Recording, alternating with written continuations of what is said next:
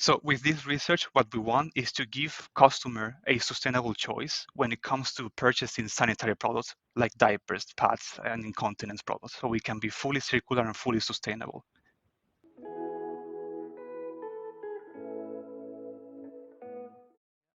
There is two impacts. One is when we produce the diapers, the manufacturers, we are using petroleum-based materials or plastics. The same plastics that we are trying to avoid in the supermarket when we don't buy plastic bags, for example.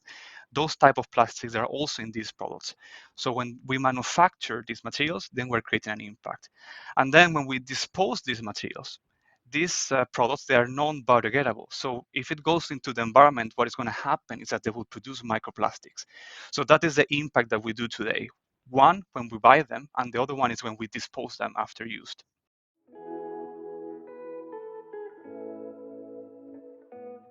So if we think about first the production, it means again that we are stopping the use of petroleum-based plastic, which is something that we need to do to be sustainable in the future. So in one way, we check that, we tick that box.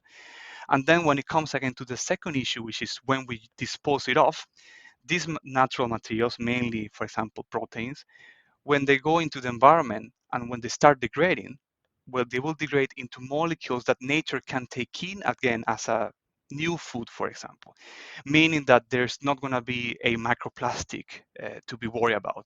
It's mainly molecules that nature can use uh, to grow the next generation of plants, for example.